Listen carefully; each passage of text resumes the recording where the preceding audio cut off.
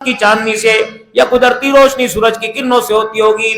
مالک کائنات نے حضرت عمر رضی اللہ تعالی عنہ کی قبر کو دیکھا, ادھر علی کی دعا کو دیکھا, فرمایا اگر سورج سے روشن کر دوں تو شام کو غروب ہو جائے گا, چاند سے روشن کر دوں تو صبح سورج غروب چاند غروب ہو جائے گا. اللہ نے اس سورج کی روشنی سے حضرت عمر کی قبر کو روشن رکھا. رب اکبر کی قسم ہے, جو سورج دل کے اجالے رات کے اندھیرے میں روشن رہتا ہے, اس سورج کا نام نامی اس میں گرامی کیا, والضحیٰ واللیل اذا سجا, وہ سورج محمد الرسول اللہ ہے. فرمایا یہ ایسا سورج ہے جو زمین پر بھی روشن رہے گا, قیامت کے دن عرش بری پر بھی روشن رہے گا. اللہ نے اس روشنی سے عمر کی قبر کو روشن فرمایا. فرمایا عمر, اس روشنی سے میں نے تیرے دل کو روشن کیا, یہ دل کئیوں کو اندھیرا نظر آئے گا, میں نے تیری قبر کی مٹی کو بھی روشن کر دیا. وہ دل کو آنکھوں کے اندھے جنہیں دل روشن نظر نہیں آتا, جاؤ مدینے میں جا کے دیکھ لو, محمد کے روزے کے سائے کے اندر تمہیں عمر کا روزہ رات کے اندھیرے میں بھی روشن نظر آئے گا.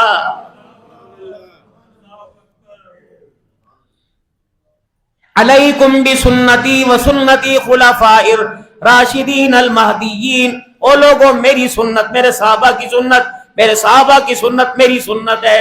آپ نے فرمایا میرے بعد جو میرا 30 سالہ میرے خلفاء کا دور ہوگا وہ میرا دور ہوگا.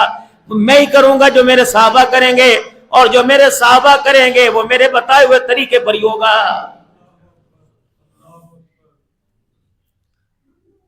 اگر عمر عام آدمی ہوتا تو میرے محترم دوستو بزرگوں, چلو تراویح میں شک و شبہت ہوتی, کہ تو وہ عمر ہے بولتا زمین پر ہے اور اس کی آواز کی گونج آسمانوں پر جبری پر سنائی دیتی ہے. تو تراویح کا اہتمام کریں, یہ نہ دیکھیں 8 ہیں 12 ہیں 20 ہیں 15 ہیں. میرے محترم دوستو بزرگوں, پڑھنے کی کوشش کریں. اسی لیے فرض نہیں ہوئی کہ جتنی انسان کی چاہت ہے پڑھے, 20 تراویح سنت ہے, لیکن کم از کم میرا عزیز اس کا تو اہتمام ضرور کرے. یہ سال میں اللہ ایک مرتبہ موقع عطا فرماتے ہیں. یہ ان خوش نصیبوں کے لیے اللہ نے موقع عطا فرمایا جنہیں پورا سال نہ قرآن سننے کی توفیق ملتی ہے نہ پڑھنے کی توفیق ملتی ہے. اللہ آپ کا روزہ مبارک کرے. وہ حضرات جو پورا مہینہ کسی غفلت کی وجہ سے روزہ نہیں رکھیں گے, انہوں نے بھی جمعۃ المبارک کا روزہ رکھا, اللہ کے واسطے ثواب تو برابر ملے گا, لیکن جمعہ سید الایام ہے, آہستہ آہستہ گاہے گاہے عادت ڈالیے. میرے محترم دوستو بزرگوں, وگرنہ وعید بڑی سخت آئی ہے.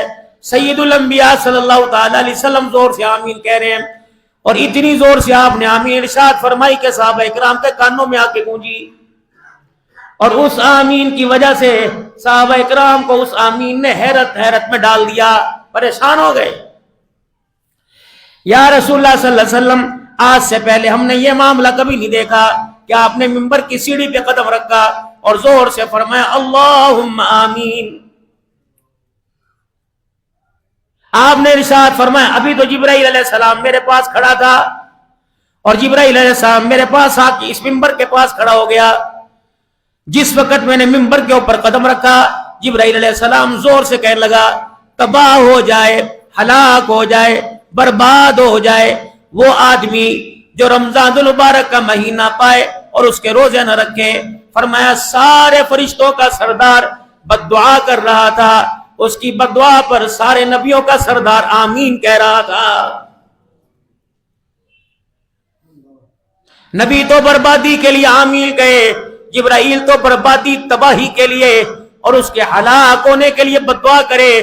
بتاؤ میرے عزیزوں, اس کے گھر کے اندر اتفاق کیسے آئے گا, اس کے گھر کے اندر اولاد کا من کیسے آئے گا, اس کے گھر کے اندر بچوں کی فرما برداری کیسے آئے گی, اس کے روزگار میں اس کے کاروبار میں برکت کیسے آئے گی, اس پر قرضہ کیسے اترے گا, اس پر اللہ کا کرم کیسے آئے گا, اس پر اللہ کا فضل کیسے آئے گا, اس پر خیر کیسے آئے گی, اسے بیماریوں سے صحت کیسے ملے گی, اس پہ خوشحالی کیسے آئے گی, چہرے کی چمک قیامت کے دن کیسے چمکے گی, اور ایمان کا نور اس کے چہرے پہ کہاں سے چمکے گا.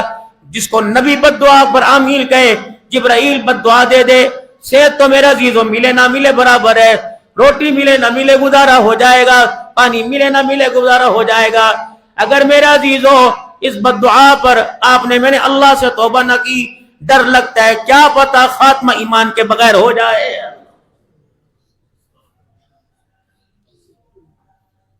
اگر سارا دن میرے عزیزو عید کا سارا دن صبح فجر کی نماز کے بعد دکان کھلے گی اور سحری کے وقت بند ہوگی تو کیا کہیں گے؟ اللہ دی قسم گاہکا کو پوچھ کے دیکھ لے، اللہ کی قسم ملازموں سے پوچھ لے، ایک کھجور ایک پانی کا گلاس پیتا، روٹی نہیں کھاتی، اگر تجھے 10,000 روپے کا پرافٹ بھوکا رکھ سکتا ہے تو اللہ کی رضا کے لیے بھوکا کیوں نہیں رہ سکتا ہے؟ جتنا ہو سکتا 4 کام میرے عزیزو اس مہینے میں کرنے ہیں۔ پہلے 2 زبان سے کرنے ہیں، اللہ اکبر، لا الہ الا اللہ، لا الہ الا اللہ، لا الہ، کثرت سے اللہ کا ذکر کرنا،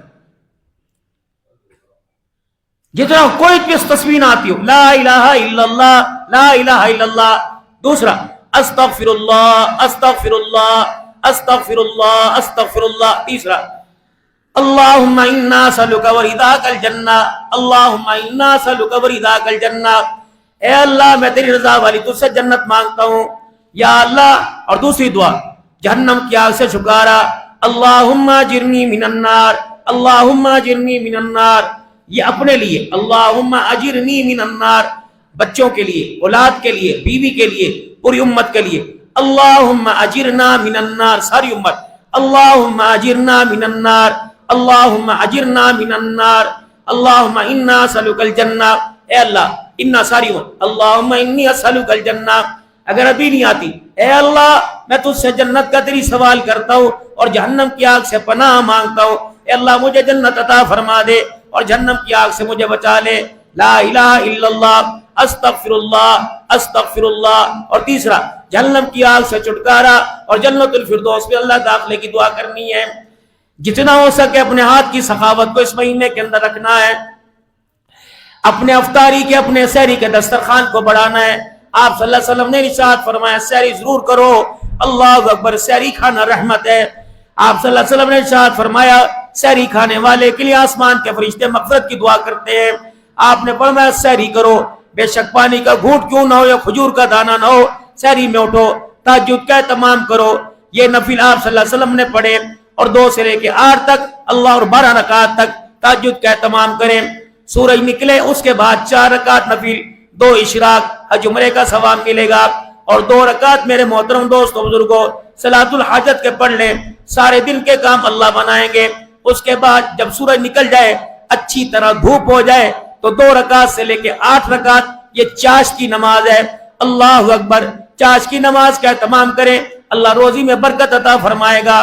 4 رکعت جب زوال کا وقت ختم ہو جائے پھر 4 رکعت میرے عزیزو زوال کے پڑھنے ہیں، 12 سال کی عبادت کا اللہ ثواب عطا فرمائے گا۔